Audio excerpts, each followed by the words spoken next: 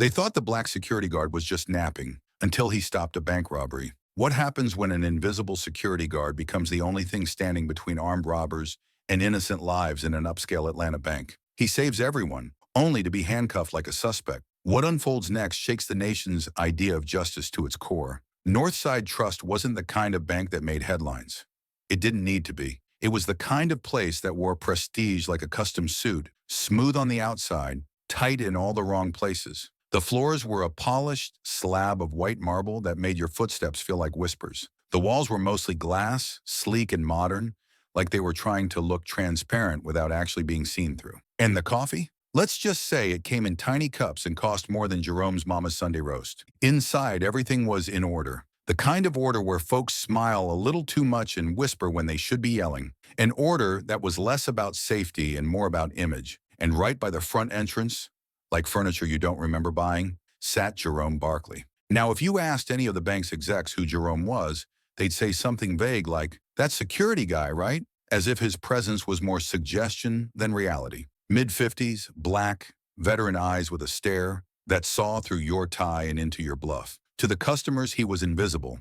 To the staff, he was background noise. He sat with his hands folded gently over his stomach, head slightly tilted down, breathing slow and quiet. If you didn't know better, you'd think he was dozing off. And honestly, some folks counted on that. But Jerome wasn't sleeping. Jerome was watching. He saw everything. The way Ryan from the mortgage department liked to lean a little too close to the younger tellers, especially when his wedding ring was accidentally left at home. He saw the way Tom, the head of security, tensed every time a young black man in a tailored suit walked through the doors, like success on dark skin was some kind of threat. He watched how the people in power, the ones with corner offices and polished smiles, moved with a certainty that said, "This world was built for me," and how quickly that confidence soured when someone like Jerome looked them directly in the eye. But today felt different. There was a weight in the air, heavy like a storm sitting just off the coast. Jerome didn't need lightning to feel danger. He'd known it in sandstorms overseas, in back alleys stateside, and in the silence of a room just before it explodes. At exactly 11:42 a.m., they came in, three of them. On paper, ordinary. One in a short-sleeved button-up shirt, one in a cap pulled low, one pretending to be mid-call, talking to nobody, but their shoes told the truth. Worn-out combat boots, scuffed and cracked. Nobody walks into a corporate bank in July heat wearing boots like that unless they're about to ruin someone's day. Jerome opened one eye, then the other. Quietly, he shifted in his seat, planted his feet just a little wider, hands still folded, but now looser, ready. Annabelle, the older teller with the eyes of a Sunday school deaconess, glanced at him and gave a tiny nod. She always brought him coffee in the mornings, not out of duty, but out of respect. She knew what it meant to be invisible. Meanwhile, Ryan, still wearing that overpriced watch like a personality, scoffed loud enough for the room to hear. "Typical. Another sleeping guard. What are we even paying him for?" Jerome didn't flinch, didn't even blink. Let the boy talk, because in exactly 3 minutes, that smart mouth was going to be screaming. At 11:45 it happened. The one in the cap pulled a handgun. No shouting, no theatrics. Just a cold, practiced motion as he raised it to eye level, pointing directly at the nearest uniformed guard. "Everybody on the floor, now! This is a robbery." The fake phone call guy grabbed a woman in a navy pantsuit and pressed a blade against her throat like he was buttering toast. The room erupted. Screams, gasps. A few people hit the floor before they were even told. But Jerome? Jerome stood up. Not fast, not dramatic, just stood. Like gravity had nothing to do with him. His hand moved slowly to his side, brushing his jacket, where his registered weapon rested in its holster. His eyes never left the men, not for a second. He didn't want to fight, but he damn sure wasn't going to run from one. "Hey, you!" the guy with the knife shouted, jerking the woman closer. "Don't move, or she dies." That's when Jerome finally spoke. Quiet, measured, but sharp enough to cut stone. "Don't call her she. She's a human being. You're just a man with a knife and no plan." Even the woman in his grip blinked. The man with the gun twitched. Jerome stepped forward, one foot then the next. Smooth, calm. "Back up," the knife man shouted. "I'll do it, man. I swear I will." Jerome didn't blink. "You can try, but know this. After you do, you've got about 3 seconds of life left.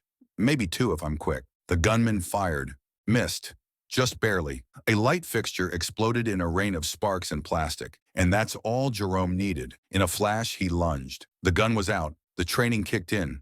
The man with the knife went down first, hard with a single blow to the side of the neck. The woman stumbled free, sobbing. The second man tried to aim again. Jerome disarmed him with a twist and a brutal elbow. The third attacker never had a chance. He slipped on the blood of his own partner and hit the floor before Jerome even reached him. By the time the siren started wailing, it was already over. 3 bodies, 1 guard, and a room full of people who didn't quite understand what they just witnessed. Then the police arrived, guns drawn, shouting, "Drop the weapon! Get on the ground! He's with us!" someone yelled. "He saved us!" But by then, Jerome was face down on the marble, a knee in his back, cold cuffs snapping shut. He didn't resist, didn't speak, because he already knew. You can save a dozen lives, stop a robbery in progress. But if you're a black man with a gun, you're not a hero. You're a threat. Even when the only reason anyone in that building was alive was you. As they hauled him outside, a young man in a suit pulled out his phone and started recording. Someone else shouted, "That's the guy who stopped it." But the police barely turned. Outside, the heat baked the pavement. Sweat rolled down everyone's necks. But Jerome was cold. The Pine Street precinct didn't look like justice. It looked like neglect. The beige paint peeled like old promises, curling in corners, flaking under the weight of 1,000 unsaid apologies. The air tasted like metal and bleach, and the fluorescent light overhead blinked just enough to make you question your sanity. That room, officially called the temporary holding chamber, was really just a concrete shoebox with a plastic chair and a vent that gasped like it had asthma. It was the kind of place designed not just to confine you, but to convince you that no one was coming. And in the middle of that small, humming hell sat Jerome Barkley. Back straight, chin lifted, not out of pride, out of defiance. The kind that said, "You will not get what you came for. You won't get fear. You won't get shame. You'll get the truth, raw, firm, and unflinching." The door creaked open like it didn't want to admit who was walking in. Sergeant Crawford entered first, pale, bald, built like a freezer. Eyes like uncooked grits, gray, flavorless, and always watching. "Name?" Crawford asked, pen in hand, voice barely a grunt. Jerome didn't flinch, didn't blink. "Jerome Theodore Barkley," he said calmly. "Veteran, 14 years service, honorably discharged, certified security professional, registered firearm, license valid." Crawford didn't write a single letter, just stared, squinting, like Jerome had insulted his mother in ancient Greek. "Oh," he finally said, "so you're the hero type, huh?" Jerome smirked, just enough to cut. "Number, I'm the man who did your job, and better than you ever would." Crawford didn't reply. He just chuckled, the kind of hollow laugh folks give when they know they've lost but want to pretend they're still playing. He slammed the door on his way out, leaving Jerome alone again with nothing but his heartbeat and the buzz of dying fluorescent light. Meanwhile, chaos brewed back at the bank. The regional manager, Mr. Green, a white man in a tailored suit and a moral compass that finally decided to wake up, had arrived after getting the emergency call. What he expected was to debrief staff, check security tapes, and shake a few hands. What he got instead was news that Jerome, the man who saved half his branch, had been hauled off in handcuffs. "You're joking," he barked, turning to the young lieutenant who was clearly out of his depth. "No, sir. He was armed. Did not trigger the alarm. Engaged without clearance." Green's face went redder than a boardroom during a stock market crash. "He prevented multiple deaths, and you treated him like the criminal?" The cop shifted awkwardly. "We're following protocol." "No, you're following fear," Green snapped. "You arrested your own damn savior." And just across town, in a quiet downtown office lined with law books and ego, District Attorney Edward Milner was already preparing charges. Now Milner looked like he belonged in a courtroom ad, all slick hair and sharp teeth. The kind of man who treated justice like a chessboard where black pawns got sacrificed first. Unlawful use of a firearm, exceeding authority, creating a hazardous environment, he listed, snapping each item like he was placing an order. His assistant, a young woman barely out of law school, blinked nervously. "Sir, he's a licensed guard. He acted to stop a violent crime." "Yes," Milner replied coolly, "but he's not a cop. And more importantly, he's a black man with a gun in a white bank. The public doesn't see nuance. They see danger. And I don't intend to let them decide how this narrative unfolds." "But," Milner cut her off, eyes fixed out the window like he was watching his legacy float away. "Heroes follow rules." He didn't. That makes him an example.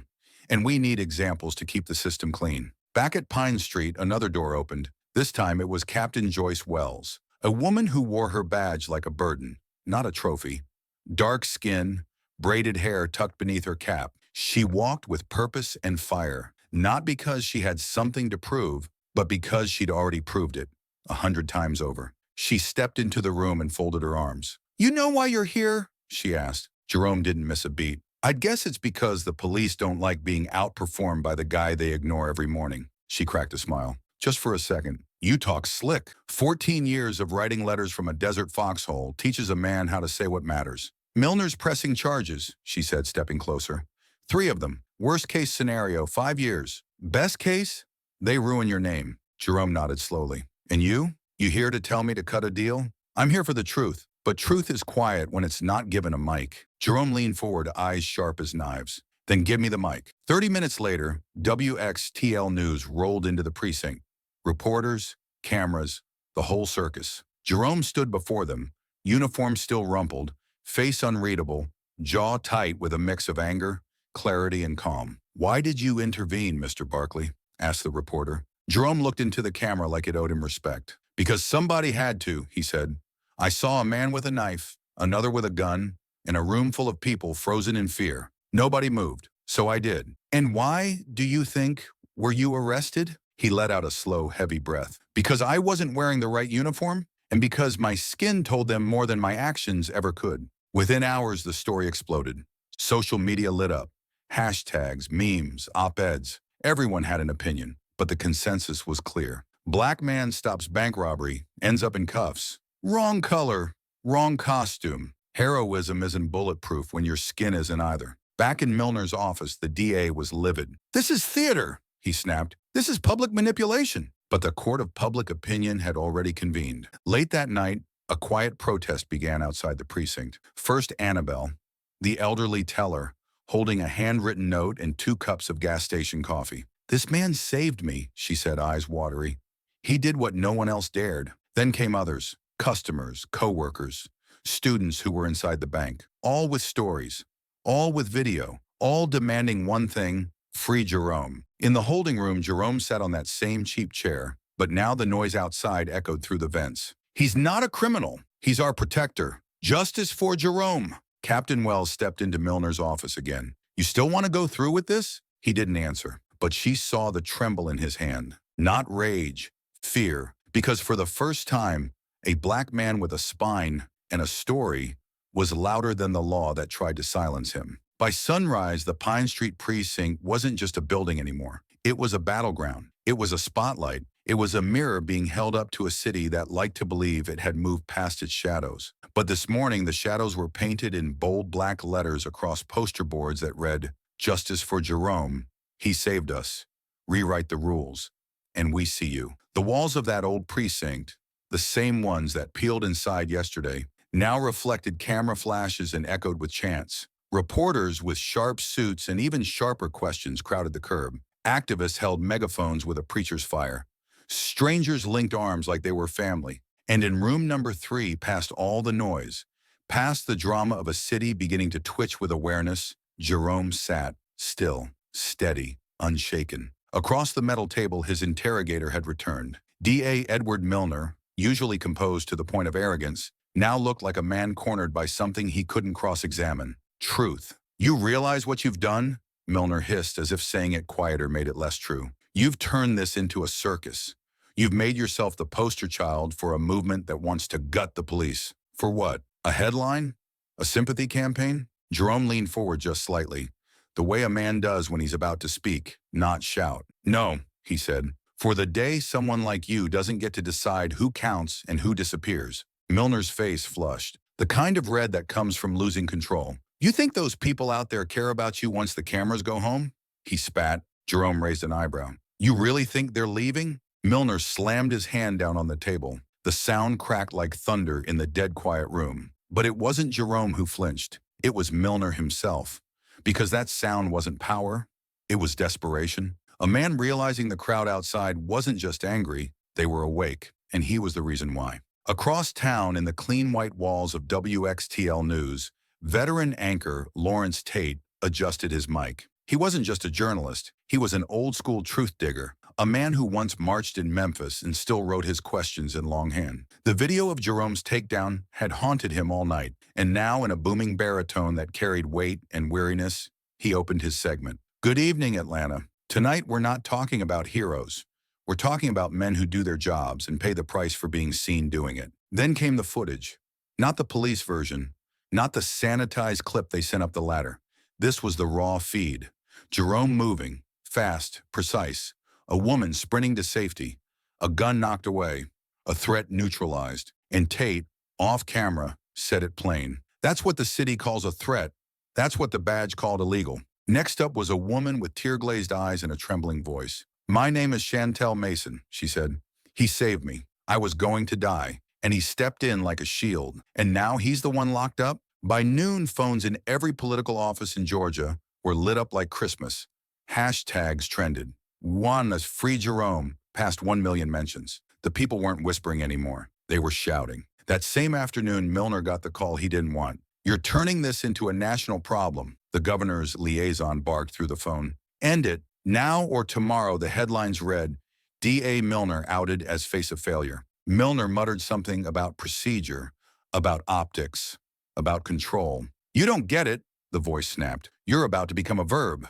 As in, you Milnered this, meaning you fumbled so bad, the whole state's cleaning it up. Back in the holding room, Jerome sat under that buzzing light, his hands resting on the table like they had all the time in the world. The door opened again, this time with less force, more intent. A journalist entered, small mic clutched in both hands like it might shatter. Mr. Barkley, she said, voice hushed. Are you aware that millions have now seen your arrest? I knew the truth would get loud eventually, Jerome replied.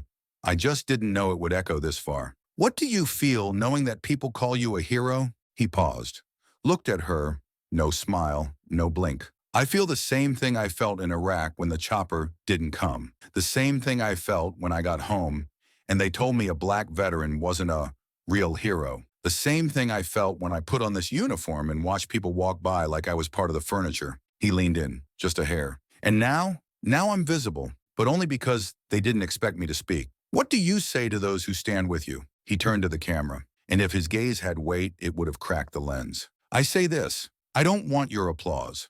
I want your memory, because this can't be a moment. It has to be a mirror. The clip aired just 20 minutes later. Atlanta blinked, and then it roared. Then came the moment no one saw coming. The doors to the precinct swung open, and in walked Mr. Green, the same regional bank manager who'd tried, unsuccessfully, to defend Jerome on day one. Only this time, he wasn't alone. He was flanked by a lawyer and a state senator. We're filing a formal motion, Green said, voice amplified by every journalist within earshot. This man's continued detention violates both the spirit and the letter of the law. If necessary, we will take this to the congressional floor. The police chief, who had been getting calls from both the mayor's office and the governor's staff, didn't argue, didn't blink. He just nodded. An hour later, the cell door opened, and Jerome walked out, not alone, surrounded by staff, journalists, flashbulbs, protesters with tears in their eyes, voices cracked and hoarse from chanting. The doors opened. The noise was thunder. But Jerome didn't raise his arms, didn't smile. He just walked, step after step, like a man who had climbed out of something bigger than a jail cell. He didn't become a superhero.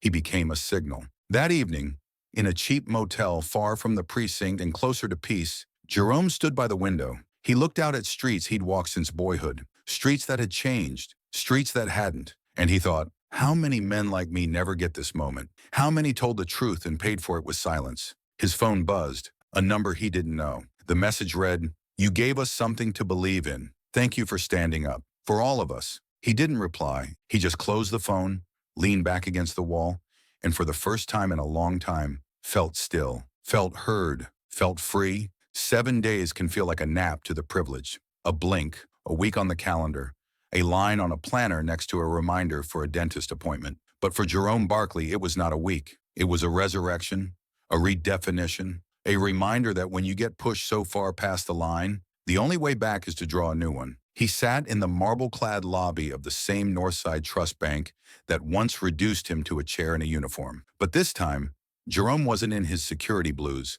No radio clipped to his belt, no badge pinned to his chest like a permission slip. Instead, he wore a tailored navy suit, pressed sharp and neat like a statement. The kind of suit that had gathered dust in his closet, waiting for a day someone would look at him and not through him. Opposite him stood Mr. Green, the bank's regional manager, once polished and distant, now softer. Not humbled entirely, but shifted. His tone carried something rare in corporate mouths, a faint tremble of earned respect. "Jerome," Green began, clearing his throat, "given everything that's happened, the board has convened. We've decided to launch a new internal oversight division, a program we're calling Justice Watch. We want you to lead it." Jerome didn't flinch. He didn't rush into the silence with thanks or false gratitude. He just looked at Green right in the eyes. "So let me get this straight," he said, voice flat as stone. "You want me to make sure folks like me don't end up in cuffs after you already put me there?" Green swallowed hard, and for once didn't dodge the weight of the question. "No," he said. "We want to make sure folks like you are never ignored again, that they have the power to speak up and be heard." There was a pause, not of hesitation, but of reflection. Jerome stood, walked over to the panoramic window that looked out across downtown Atlanta. That city, layered in skyline steel and red brick memory, once walked past him like he wasn't even there, but now it saw him, or at least it couldn't unsee him anymore. "You want this to matter?" he said without turning. "Then it can't just be a PR bandage. This program needs teeth, authority. I don't want a title. I want change. You ready for that?" Green nodded. "You'll have full autonomy, your team, your hires, your rules." Jerome returned to his seat, picked up the pen, signed the papers. No fanfare, no smile. Like a man who knew paper doesn't fix systems. People do. 2 days later, in a media-filled auditorium beneath the bank's central office, the launch was official. Spotlights washed the stage in gold. Journalists packed every row, cameras whirring like insects with lenses. Behind the podium, the new logo projected boldly, the silhouette of a seated security guard, head tilted forward, not in defeat, but in focus. You looked twice and realized he wasn't asleep. He was watching everything. Beneath the image, the tagline struck with conviction: "Justice Watch," because they always thought we were sleeping. Jerome stepped up to the mic. Not in a suit this time, just a dress shirt, sleeves rolled, voice steady. "I'm not a hero," he began. "I'm a man who did what had to be done when no one else would move." He paused. "Let it settle. And when I did it, they said I broke the rules. They said I created a dangerous situation. But let me tell you what I really broke." He leaned in.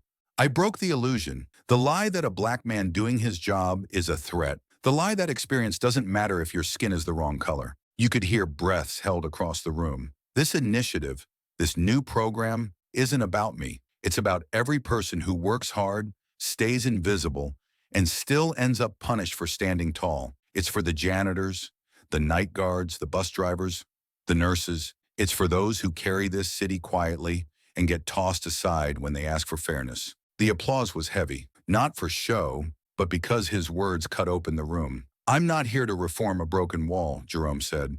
"I'm tearing it down and building something better." That same evening, headlines spread faster than wildfire in a Georgia summer, and with them came a quiet footnote, a memo from the state's legal committee announcing DA Edward Milner's resignation. It stated that his conduct in the Barkley case was disproportionate and racially biased. Irony? He left without a press conference.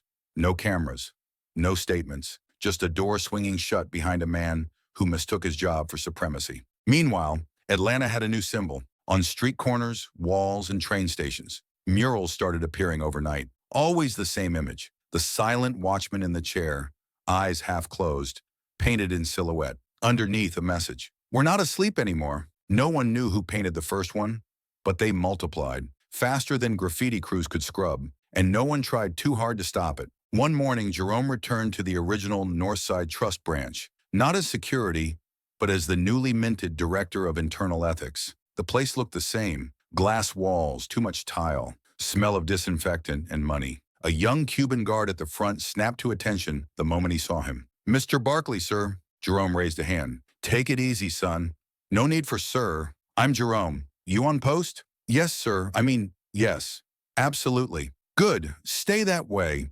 Don't let anyone tell you to look tired. They want us looking half dead so they can ignore us. But your alertness, that might just save somebody's life." The guard nodded, not out of habit, out of pride. Upstairs, Jerome settled into his office. Bare walls, one plant, a stack of folders waiting for action, then an envelope, no return address. Inside a single card. My brother was a guard in Chicago. He stopped a man threatening a teenager. He's still doing time, but you got out, which means there's still hope. Thank you for reminding us. Jerome stared at the words. Not long, just enough to feel them. He didn't file the card, didn't frame it, just put it in his drawer like something sacred, like proof. Later that afternoon, he slipped on his old windbreaker, left the building without an escort. No headlines, just one man walking. He stopped at a cafe on Auburn Avenue, the kind with wobbly chairs and gospel playing softly over the speakers. At a corner table, three elderly black men argued gently about basketball, barbecue, and the city budget. One of them looked up, squinting through sun glare and memory. Ain't you the one from TV, right? Jerome shrugged. Depends what they said. They said you stood up. They said you didn't flinch, that you made 'em listen. The old man grinned, slow and genuine. We proud of you, son. Jerome nodded. No theatrics. Appreciate it. I'm just doing what I should have done years ago. Maybe, the old man said, sipping coffee. Or maybe you did it exactly when we needed you to. Jerome smiled just a little. That kind of smile that says, I hear you, and I'm still learning. He turned, walked on, past bus stops, past murals, past people who looked him in the eye now. The city was still loud, but in Jerome's chest, it was finally quiet and full.